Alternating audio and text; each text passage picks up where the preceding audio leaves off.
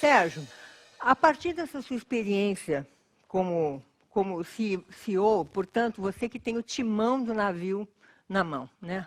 Onde é que esses aspectos comportamentais, nessa relação do CEO com o Conselho, se fazem mais presentes, né? O que você comenta sobre essa visão? Olha, é tanta coisa, mas eu diria, e você menciona isso no seu livro, a primeira coisa é identificar que o Conselho ele não é um somatório de indivíduos. Existe uma dinâmica de grupo. E essa dinâmica de grupo, ela existe. Tudo na vida, na realidade, são sistemas, né? Então, tentar entender os sistemas que se estabelecem naquele grupo, não de forma maquiavélica, manipulativa, longe disso, mas de entender como você se insere, como você insere a gestão e os problemas da gestão naquela dinâmica. Então, o entendimento da dinâmica do grupo é importante, e é tão importante também que o Conselho, na medida do possível, através do CEO, entenda a dinâmica da gestão e quais os desafios também que o grupo gestão também tem. Você menciona muito bem essa questão dos vieses, e quando você pega um comitê executivo, as mesmas coisas acontecem. Quer dizer, a qualidade do CEO, entre outras coisas, é a capacidade de efetivamente otimizar o grupo através de um processo de compensação e de ajuda mútua, contínua, que evolui a cada dia. Somos todos diferentes e todos diferentes todos os dias, né? Em algumas coisas, não em absolutamente tudo. Porque, na realidade, o ser humano, ao entrar, seja no conselho ou seja no corpo executivo, ele traz consigo toda uma bagagem de problemas de hoje, não de ontem nem de amanhã, de hoje.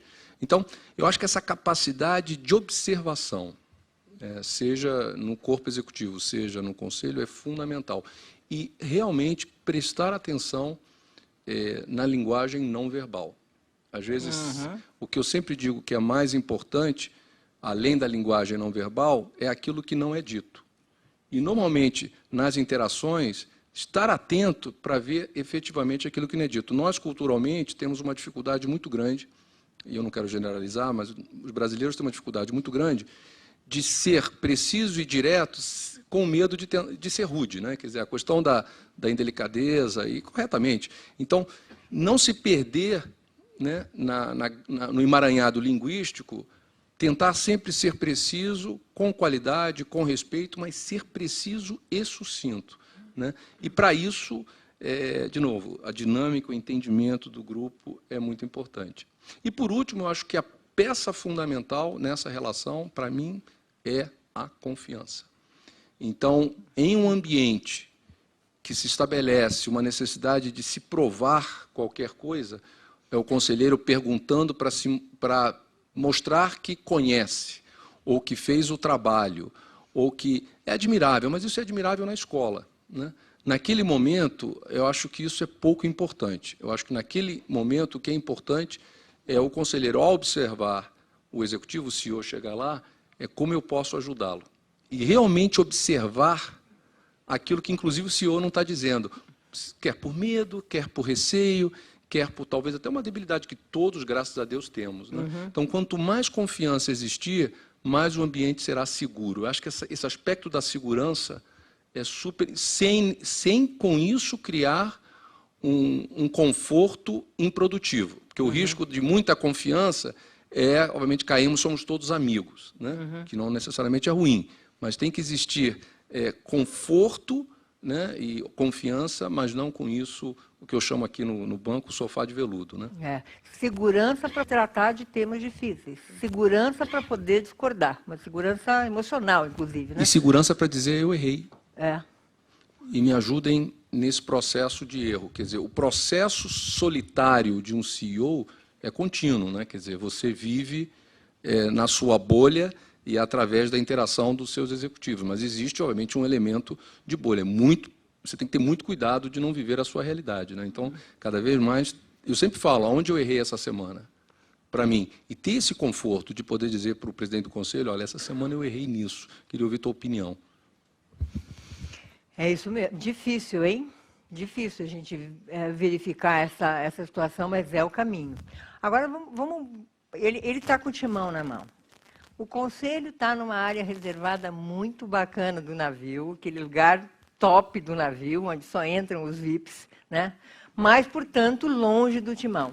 E essa é, vamos dizer, uma equação difícil, um dilema constante do conselho. Né? Como é que eu faço esse navio ir na direção certa? Navio demora para manobrar e para acertar o curso, não é isso? Mas lá da minha cabine, lá do meu lugar reservado, como é que se dá e quais são os aspectos comportamentais, Alexandre, nessa situação do executivo e do conselho, e de estar com o timão e estar decidindo a direção? Boa noite a vocês. Quando a Sandra me convidou para ser um dos prefaciantes, eu aceitei e me arrependi depois. Porque, eu não sei porquê, mas desde pequeno eu achava muito importante escrever prefácio. E eu falei, puxa vida, eu não vou conseguir. Mas quando eu soube que o Sérgio ia estar também, aí eu quase briguei com a Sandra. O Sérgio é um dos executivos mais brilhantes que eu conheço. E não estou falando porque eu estou aqui na casa dele. Ele sabe disso, e a Sandra sabe disso. Tem um respeito enorme pela competência dele. E então eu falei, puxa vida, 2 problemas, né? Escrever um prefácio e junto com o Sérgio. E depois estar aqui com ele também. E falar depois dele. Bom, em relação ao comportamento, presidente do Conselho, eu aprendi isso quando eu fui presidente do Conselho da Câmara Americana.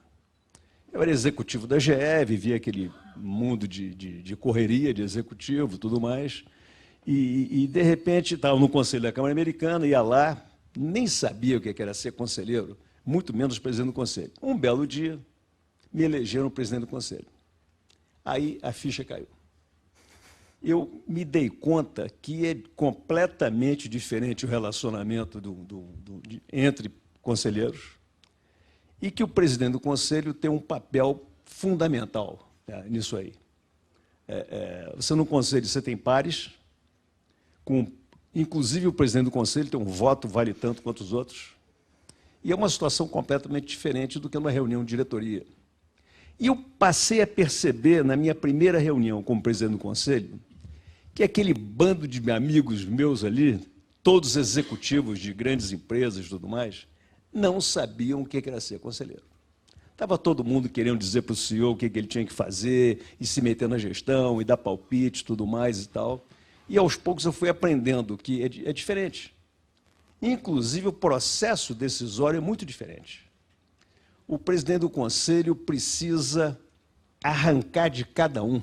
Você tem que conseguir que todo mundo bote para fora a sua colaboração, porque ninguém está no Conselho por acaso.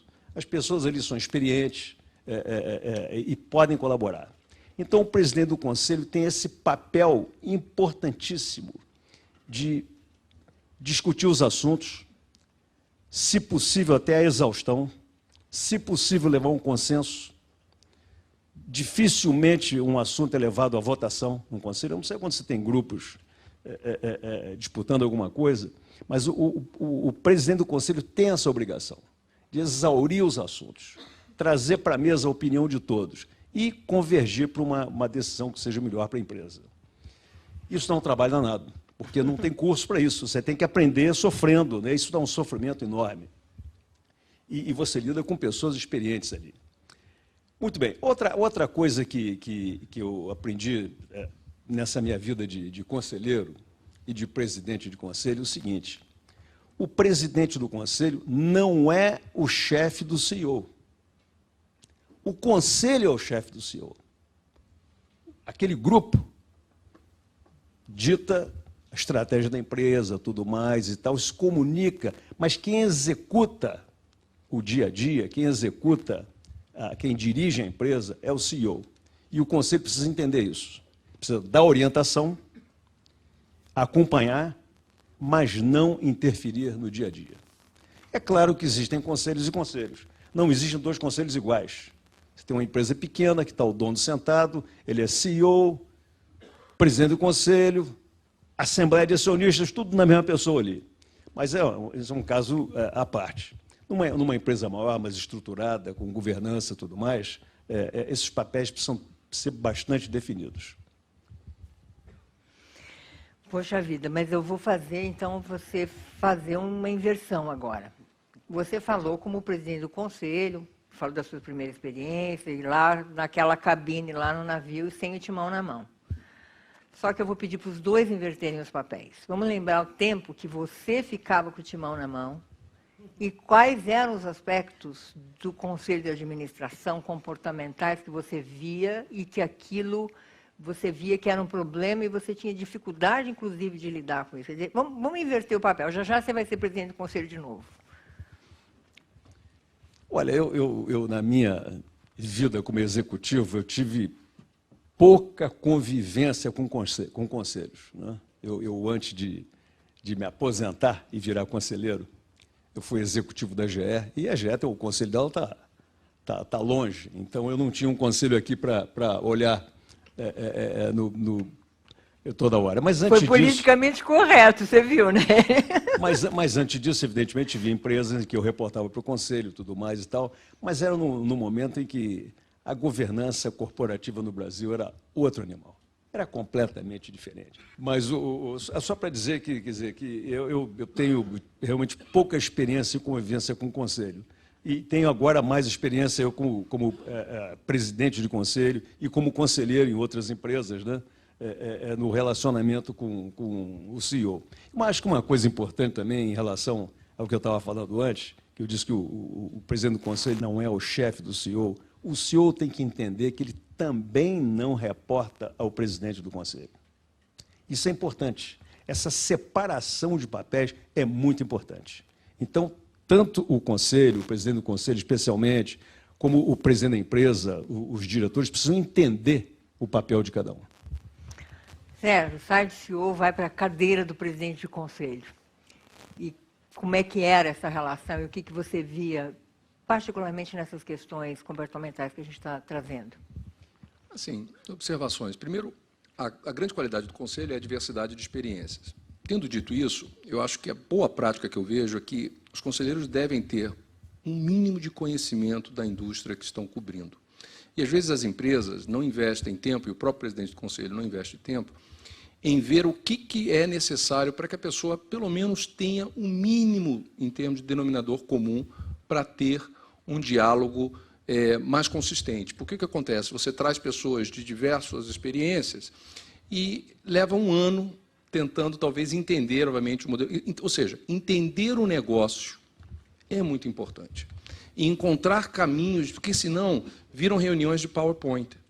Então, acho que o grande desafio no Conselho é definir claramente, de forma priorizada, quais são os grandes temas e as grandes questões, e, obviamente, que tem todo trimestre, pode ser, tem algumas que são consistentes, algumas mudam, né, a cada trimestre, e realmente investir tempo naquilo que é efetivamente crítico. Existe um trabalho claro de verificação, de aprovação, enfim, que é um trabalho fiduciário, enfim, que tem que ser feito, mas também dar tempo de qualidade para falar do negócio com qualidade. Então, eu acho que isso é sempre um trabalho em construção e eu percebia, obviamente, que eu só estou num conselho, né?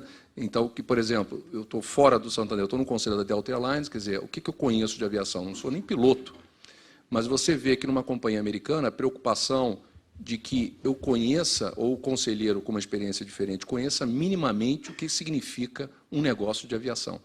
Para que, a partir daí, realmente, a tua experiência possa ser agregada com uma dimensão e com uma rapidez muito maior do que seria se você senta durante 3 anos, a partir do 3º ano você começa a entender até a nomenclatura. Cada indústria, cada empresa tem todo um verbatim, né, e que leva tempo de você entender. Então, acho que é a combinação. Investir tempo na formação do conselheiro, se certificar na priorização dos grandes temas, dedicando qualidade de tempo para discutir. Às vezes, um exagero de agendamento de pontos, né? Às vezes, tempo não estruturado é, às vezes, mais útil do que agendas extremamente elaboradas, cobrindo do ponto 1 ao ponto 10. Né? Dar tempo não estruturado.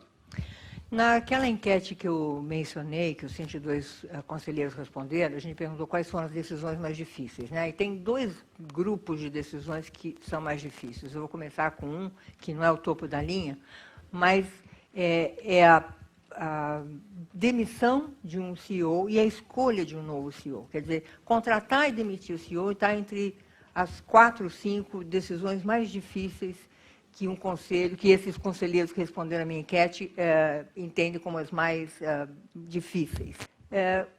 O que você viveu, ou assistiu, ou acompanhou, onde justamente, de novo, essa questão de viés e de comportamento pega, deixa, vamos dizer, preso o conselho, ou mesmo os executivos? Tem algum caso que você possa contar para a gente?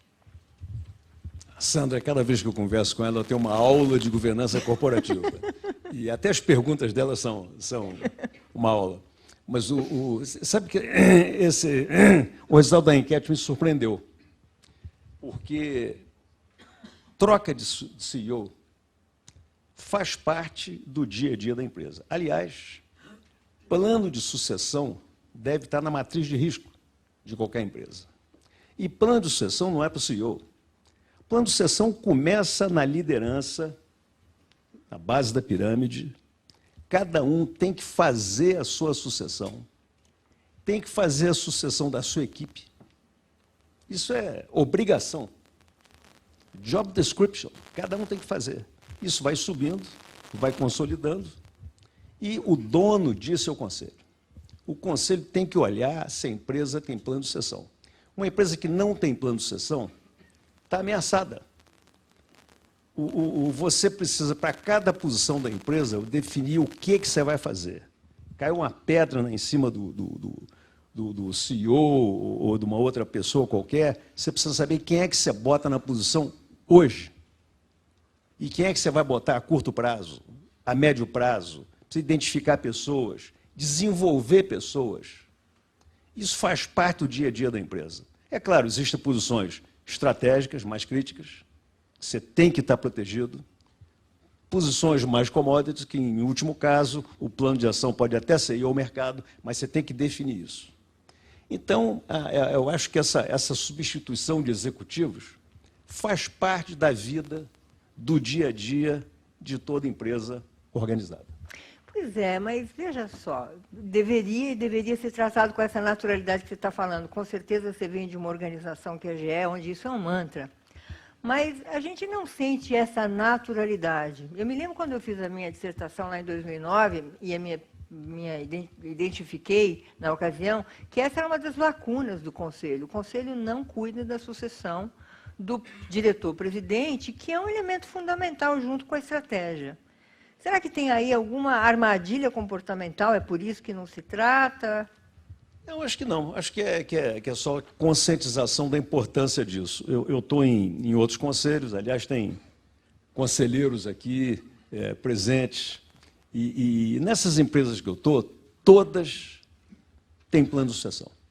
Todas dão importância muito grande a isso. Eu acho que se você para pensar, você se dá conta que é importante fazer. Você não ter um plano de ação para substituir um CEO da empresa ou um diretor importante e você correr o risco de ser pego desprevenido, é uma ameaça muito grande para o negócio. Então, eu realmente acho que todo mundo devia ter. Concordo, assino embaixo. Sérgio, o outro ponto que saiu entre as decisões mais difíceis, aliás, é o topo, fusões e aquisições. E logo depois da demissão, da contratação do novo CEO, também tem venda de empresa. Ou seja, este tipo de transação também são decisões mais difíceis consideradas aí pelos conselheiros. Me lembro que no livro mesmo você contou uma situação sobre isso, onde pega... E eu falo não só, claro que fusão e aquisição é uma decisão difícil por si só, pelo que envolve, mas onde pega no ponto de vista de que os conselhos e os executivos podem ser presas de armadilhas comportamentais, de vieses e assim por diante. Bom, primeiro, a grande armadilha é o estratégico, né? O estratégico é uma armadilha porque dentro dele você pode justificar quase qualquer tipo de loucura, que obviamente vai ser tratada por alguém lá na frente, não necessariamente por você. Então, o estratégico é sempre uma palavra muito perigosa, porque ele pode representar coisas diferentes para os próprios conselheiros e mesmo dentro da própria gestão. O segundo, eu diria, é disciplina financeira, porque o sonho é ótimo, eu sempre digo, a pior coisa que pode acontecer é a gente pensar e sonhar de forma medíocre, mas executar de forma real. Então, a execução e a disciplina, ela tem que ser muito concreta, balizada naquilo que é possível em relação à tua estrutura de capital. Qualquer aquisição nada mais é, de forma muito simples, pagar um prêmio a alguém que você não foi capaz de criar no tempo que lhe foi dado. Então, e a partir daí você decide pagar um prêmio a alguém e você tem que estar convencido que, apesar de pagar o prêmio, você será capaz de fazer melhor do que o prêmio que foi pago.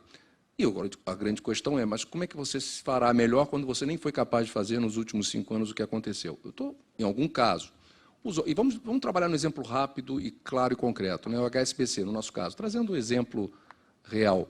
Então, o HSBC é colocado à venda, o Santander se posiciona, né? Colocamos as nossas fronteiras do que a gente julgava correto dentro da realidade do Santander. Obviamente, cada comprador tem uma realidade completamente diferente, então aí não tem nada de certo ou errado, é certo ou errado para você, comprador, mas chega um momento em que há claramente uma definição que havia, que acabou acontecendo, um comprador disposto a pagar mais.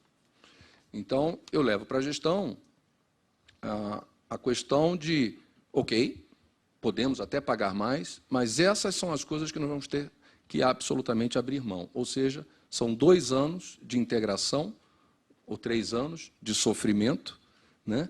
Que vai valer a pena, assumindo que a gente execute super bem, e tudo aquilo que nós estamos fazendo hoje de forma orgânica vai parar. Então, esse é o outro grande desafio na questão das aquisições, em particular, é a falta de honestidade intelectual naquilo que deixará de acontecer, porque são as mesmas pessoas. Quem está tocando a operação, quer dizer, não é que tem um time numa outra sala que vai fazer a integração. Então, esse processo de escolha, às vezes, na gestão, acaba não ficando muito claro. Então, acho que aí o CEO tem um papel muito importante, e a equipe, né, o corpo de executivos do Santander, falou, olha, é estratégico, seria bacana, a gente daria um salto aqui e ali, mas a gente tem convicção de que consegue crescer organicamente também muito bem. Vamos focar naquilo que a gente está fazendo. Quer dizer, o risco da distração, no curto prazo, seria imensamente maior do que a gente estaria deixando na mesa. Então, estou certo, foi a decisão certa ou errada? Não sei. Isso só lá na frente, né, 2 anos também não medem essas decisões. Só lá na frente a gente pode falar sobre isso. E eu queria mencionar um outro risco, Sandro, se me permite, termino, que não está capturado no livro, mas que eu acho que é uma tendência super importante, que é a gestão de crise. E hoje as crises, está aí o evento da United, né, elas acontecem de maneira absurda, ou seja, a amplificação das redes sociais em eventos que até então... Gente, pessoas retiradas de avião sempre aconteceu, né? Só não sabe quem não vem voando. O que não acontecia até então é que existia um telefone, né? Agora existe telefone e a brutalidade, etc. Então, hoje, tudo é gravado, filmado, projetado, etc. Então, às vezes, um pequeno evento que você, de certa forma, não dá muita importância, toma uma proporção. Então, essa capacidade de gestão de crises, quer a nível de gestão e depois na interligação com o Conselho, é território absolutamente novo, né? Nos 2 casos que você falou, tanto em fusão e aquisição, como neste mundo que está certamente um mundo disruptivo pelas novas tecnologias e pela facilidade da informação migrar rapidamente, Tem um outro fator que é totalmente comportamental, que é a questão do excesso de otimismo. Tem muito estudo, eu trago isso no livro, mostrando que há um excesso de otimismo por parte dos gestores e até como o Conselho deve lidar com relação a isso. Isso medido lá fora e medido aqui. O professor Alexandre Micheli replicou, ele está aqui hoje, ele replicou essa metodologia junto com outros 2 pesquisadores, replicou essa metodologia aqui e indica isso. São empresas que compram pior, tem, enfim, um conjunto de fatores. Então, é nesse aspecto que eu trago a questão ambiental. O excesso de otimismo, naturalmente, você só vai saber se resultou bem uma fusão-aquisição, se você lidou bem com uma crise, quando isso terminar. Mas, no meio do caminho, você pode ser capturado por uma coisa como essa, que é o excesso de otimismo. E aí, me parece que os conselhos, os mesmos gestores, podem não estar ainda equipados para isso. E eu digo que tem uma grande armadilha que nós não falamos, que é o crescimento. Né? Quer dizer, a busca do crescimento curto-prazista leva as empresas, e o próprio conselho, nesse sentido, a ir...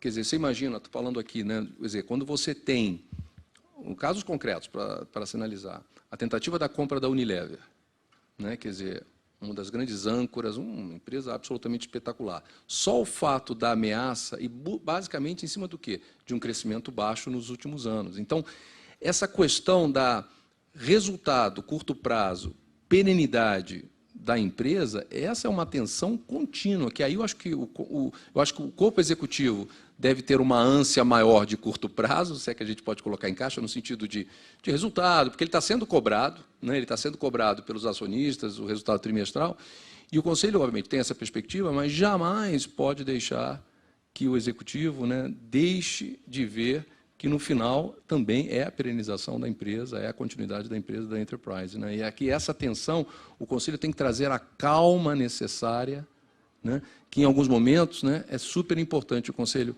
Calma. Simplesmente dizer calma.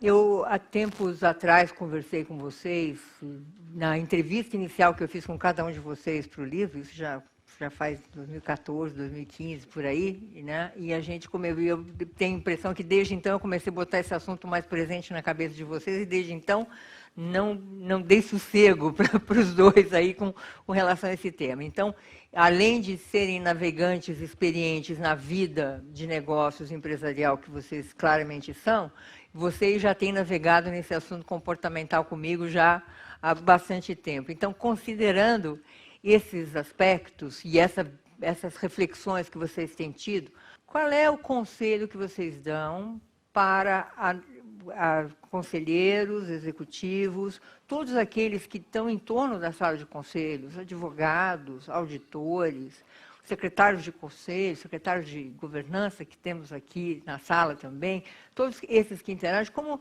começar a navegar nessas águas, vamos dizer, imprevisíveis do mundo comportamental? Quem quer começar? Essa questão comportamental é muito importante e o presidente do Conselho tem um papel fundamental nisso, para que todos colaborem. Porque se você não tiver um clima onde cada um possa contribuir, você não vai conseguir ter um ambiente de geração de ideias, geração de valor naquele meio ali. Então, esse aspecto comportamental, eu já vi em outras ocasiões grupos experientes não conseguirem convergir para uma decisão inteligente, uma decisão madura, por falta de experiência de comportamento nesse ambiente de conselho. Eu vou aproveitar, pegando um gancho no que o Sérgio estava dizendo antes, sobre tomada de decisões complicadas, para mostrar, usando o caso da Embraer, por exemplo, como é que é complicado tomada de decisões de investimentos. No nosso caso lá, os produtos têm um ciclo muito longo. Eu já falei para vocês em alguns outros fóruns sobre isso. E, por exemplo, você passa 5 anos projetando um avião, homologa, gasta uma fábula de dinheiro. se compromete com matérias-primas que têm prazo de entrega longo, produção mínima no mundo, porque é uma indústria muito pequena, não dá para voltar atrás e vender depois para outro aquilo, e entrega o avião 5, 6 anos depois, vende o avião por 10 anos e faz manutenção por 30, 40 anos. Hoje, na Embraer, tem um grupo de pessoas que dá assistência técnica ao Bandeirante. Está voando ainda em vários lugares do mundo. Eu me lembro rapidamente uma história aqui, uma vez na GE, me ligaram da Força Aérea aqui, perguntando quanto tempo a GE ia apoiar o motor do F-5. E eu, puxa vida, o motor do F-5 é da década de 50, fiquei preocupado com aquilo, né? E não, vou ver, liguei para Cincinnati, perguntei, e o pessoal falou, eu não vou me comprometer a assumir uma data, um ano com a Força Aérea Brasileira, tal. Mas eu falei, não, eu quero assim, o mínimo que vocês têm certeza que vão apoiar o motor. Ao mínimo, 2040. Quer dizer, 90 anos de ciclo.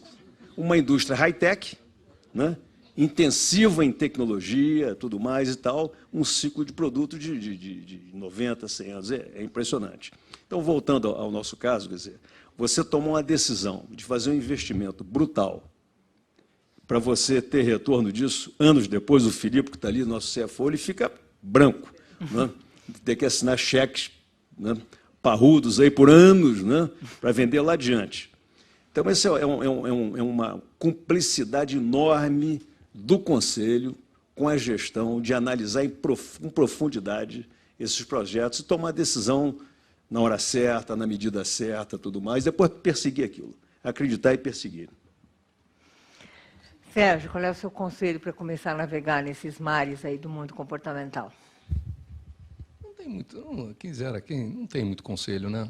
Assim que eu possa, eu acho assim algumas características. A primeira é sempre e o CEO aí também tem um papel, eu diria aí diretamente com o presidente do conselho, de estar dando e recebendo feedback contínuo da efetividade das reuniões. Eu acho que essa coisa de feedback anual não existe, né? Quer dizer, eu acho que isso é contínuo. Parou uma reunião, para 10 minutos para dizer como é que foi. Mas aí com verdade, confiança, de dizer, olha, e sempre um espírito construtivo e realmente de postura de construção. Isso são processos construtivos, a gente constrói. Eu acho que o CEO e o presidente do conselho têm um papel importante em construir isso com o intuito claro de busca de alguma coisa. Tem dois componentes que eu mencionei para você, né, em conselhos brasileiros em particular, é que o fiduciário às vezes se sobrepõe à necessidade do apoio ao negócio. Essa polaridade, sou responsável pelo controle, mas também sou responsável por uma estratégia de êxito, dado até o nosso entorno, né, belicoso como país, né, a preocupação às vezes é sempre muito mais no fiduciário, no controle, na preocupação que tudo, e o negócio em si acaba sendo sacrificado de alguma forma. Quando eu digo isso, na questão das perguntas importantes. Então, e de novo, um diálogo importante o CEO e o presidente do conselho, que exista uma agenda, porque não há negócio sem risco. Então, não é a questão da eliminação do risco, é a gestão do risco. Então, e aí, obviamente, que existem níveis de conforto e desconforto, dependendo da estrutura e da experiência de cada um com a questão de risco, né? Seja ela qual for. Então, eu acho que isso é um trabalho também, de novo, de construção. Eu acho que tudo feito dentro de uma dinâmica de muita confiança, né? Eu acho que essa coisa eu sempre digo, quando você chega ao conselho, você chegou na última posição da sua vida para servir. É a última experiência de servidão. Onde o ego, se ainda existe, você ainda não está completamente pronto para estar naquele espaço, né? Então, eu acho que é o último momento da servidão. E quando você chega, o CEO ainda é egoísta, ainda tem muito testosterona ou estrogênio, dependendo, enfim, tem ainda um desequilíbrio hormonal. Mas quando você chega claramente no conselho, você já transcendeu esse processo e essa capacidade inequívoca de servir, ela é muito contagiante. E eu acho que se resolve, mesmo os piores momentos de comportamento acabam sendo resolvidos, porque a entrega do conselheiro para o sucesso é clara. Muito bom. Bom que você trouxe até o assunto, porque tudo isso que você fala acontece com toda essa responsabilidade. Você trouxe a questão do fiduciário, né? A responsabilidade. Nós estamos aqui com 2 empresas de capital aberto e que têm uma enorme responsabilidade em relação ao mercado de capitais.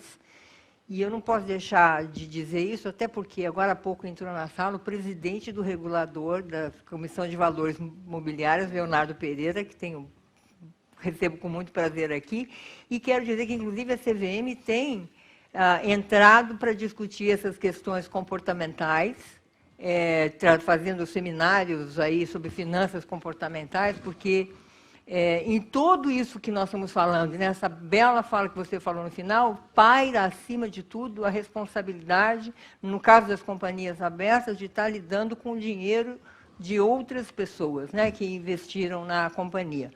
Mas, Sérgio, lembrando que isso tudo, inclusive o que está no livro, não foi dirigido para empresas desse tamanho. Porque esse contexto, esse ego que você trouxe no final, essa situação da sucessão acontece em qualquer empresa, nas empresas pequenas, nas empresas familiares, nas empresas que têm um conselho. Então, eu efetivamente espero que justamente esse livro seja muito útil para vocês explorarem outras ideias a respeito do assunto. Muito, muito obrigado pela presença de todos e vamos nos divertir um pouquinho.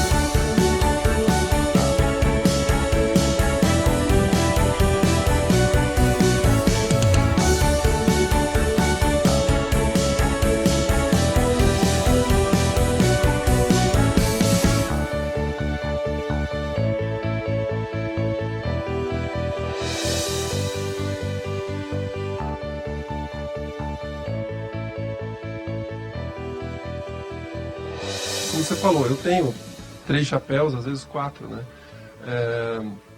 E realmente tem que ter uma disciplina, né? E muitas vezes eu me vejo como executivo lutando muito por um ponto, que eu acho importante ser aprovado no conselho, mas eu tenho que entender também que no minuto seguinte, por mais que não seja aprovado, eu estou ali com os meus sócios. E eu tenho que ter um entendimento, às vezes, bem transcendente, de um executivo que está muito animado com o projeto e talvez até com um viés de falar de vieses, né? De querer ver a coisa acontecer, de se encantar com a coisa e dar um passo atrás e ver, bom, como acionista, como é que seria isso, e eu tenho os meus sócios ali. Então, sempre com aquela ideia de que eu estou executivo, né? Estou executivo, mas eu sou acionista. Essa questão da agenda familiar interferir na agenda profissional de uma companhia com outros sócios, que não são só da família, realmente é um desafio enorme para que você mantenha o equilíbrio, a ponderação e olhe para a companhia como um bem comum, que é, na verdade, gerador de riqueza, não só para a família, mas para todos aqueles que estão vinculados à empresa. Né? É muito complexo. Né? Determinar essa agenda, eu acho que é parte do sucesso do Conselho de Administração.